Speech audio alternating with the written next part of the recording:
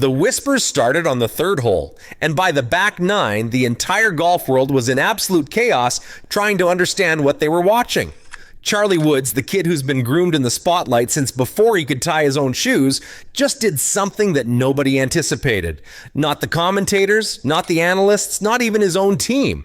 And as the round progressed, those whispers turned into gasps, then into full-blown shock as everyone realized this wasn't just unexpected golf. This was a complete departure from everything we thought we knew about who Charlie Woods is as a player. Was this a meltdown, a breakthrough, a rebellion against everything he's been taught? The truth is somehow more complex and more fascinating than any of those simple explanations. Let's be brutally clear about something first. This isn't a story about a kid playing badly or playing well. This is about a 16-year-old making choices that left golf legends texting each other in real time, trying to make sense of what they were witnessing.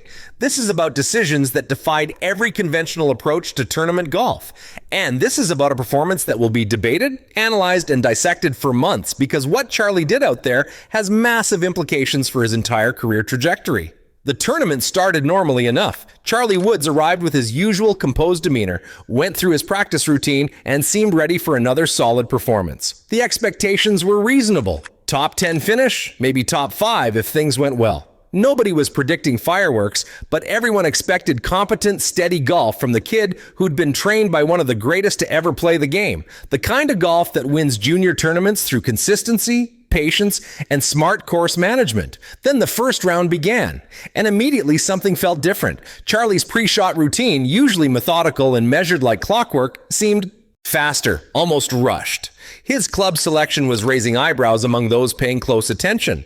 On the second hole, a straightforward par 4 where conventional wisdom says you lay up safely and take your par, Charlie pulled out his driver and went for a line that most professionals would consider unnecessarily aggressive for an opening round. The commentators chuckled nervously. Bold choice for a young player, one said.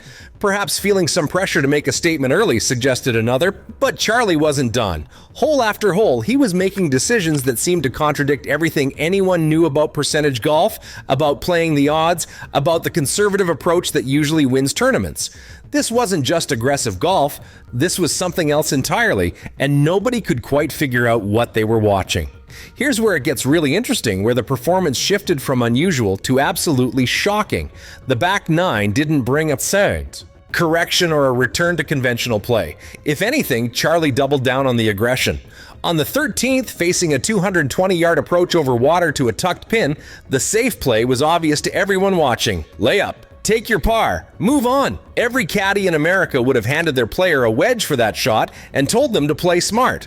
But Charlie asked for his 3-wood. His caddy reportedly hesitated, started to say something, then just handed him the club. What happened next had jaws dropping across every clubhouse and sports bar showing the tournament. Charlie took his stance, and with absolute commitment, pure conviction in every fiber of his being, he swung. The ball launched on a trajectory that seemed impossible, fighting against wind and physics and common sense. For a moment, it looked like disaster.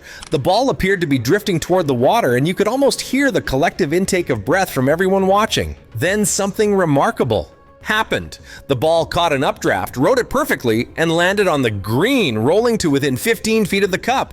The gallery went absolutely wild, but the golf purists, they were conflicted. Yes, it was an incredible shot, but was it smart? Was it sustainable? Was this the kind of golf that wins tournaments? Or was this a highlight reel wrapped around a ticking time bomb of eventual disaster? Charlie's demeanor through all of this was perhaps the most shocking element of the entire round. There was no visible stress, no second guessing, no apparent concern about what anyone thought. He moved from shot to shot with purpose, making aggressive choices that seemed to come from some internal compass that only he could see. It was almost as if he'd decided to play a completely different game than everyone else on the course, operating by rules that existed only in his own head. The 15th hole brought the moment that has already been memed and turned into 1,000 hot takes across golf social media. A drivable par 4, but with trouble everywhere. Bunkers left, water right, and a green that's notoriously difficult to hold even with a short iron.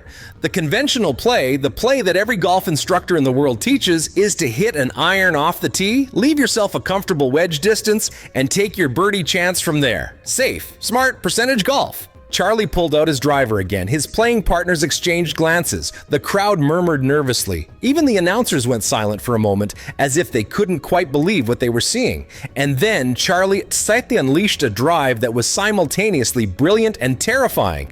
The ball flew on a thread, barely clearing the bunkers, flirting with disaster on every inch of its flight path before landing softly on the front of the green and rolling to within birdie range. The social media reaction was instant and completely divided. One camp celebrated the fearlessness, the confidence, the refusal to play scared.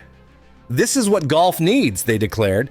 "A young player who isn't afraid to attack, who plays with his heart on his sleeve, who brings excitement back to a sport that's become too conservative and calculated." The other camp was equally vocal in their criticism. "Reckless," they said. "Unsustainable. He's going to crash and burn playing like this. Someone needs to rein him in before he ruins his career with this kind of approach." But here's what made this performance truly shocking and what nobody could argue with. It kept working. Not every shot was perfect. Not every gamble paid off.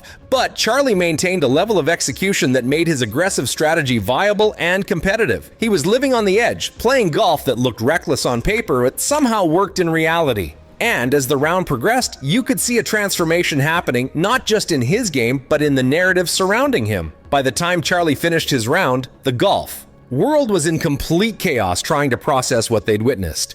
His score was competitive, good enough to keep him in contention, but that almost felt secondary to the larger question hanging over everything. What had everyone just watched? Was this a kid rebelling against the conservative approach he'd been taught? Was it a calculated strategy to separate himself from the pack? Was it pressure manifesting in unexpected ways? Or was this simply Charlie Woods announcing to the world that he was going to play golf his way, consequences be damned? Golf analysts immediately began comparing this performance to pivotal moments in the careers of other greats. Some drew parallels to young Phil Mickelson's aggressive style that eventually won him majors and made him one of the most exciting players to watch. Others compared it to players who flamed out trying to do too much, who let ego and emotion override smart course management and destroyed promising careers. The debate raged on every sports network, every golf podcast, every corner of the internet where people discussed the game. But perhaps the most shocking element wasn't what happened on the course. It was the conversation this performance sparked about pressure, expectations, and identity.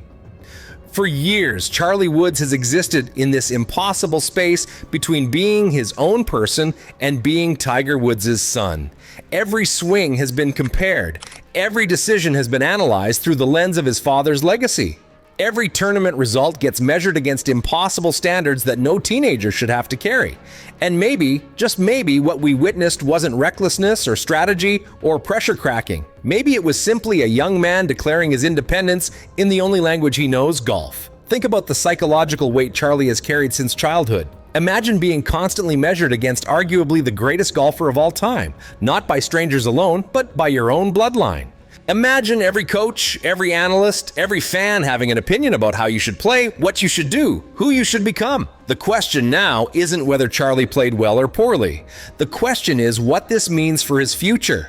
Will he continue down this aggressive path? Will coaches and advisors pull him back toward conventional approaches? Will this moment be remembered as the turning point where Charlie Woods found his identity? Or will it be a cautionary tale about a talented kid who self-destructed trying to prove a point? Nobody knows the answers yet, but one thing is absolutely certain. Charlie Woods just delivered the most shocking, most debated, most analyzed performance in recent junior golf history. And whether you think he's a genius or reckless, whether you loved it or hated it, you can't deny that he's got everyone's attention. The kid who's lived in the shadow of greatness just stepped into his own spotlight, and the golf world will never look at Charlie Woods quite the same way again.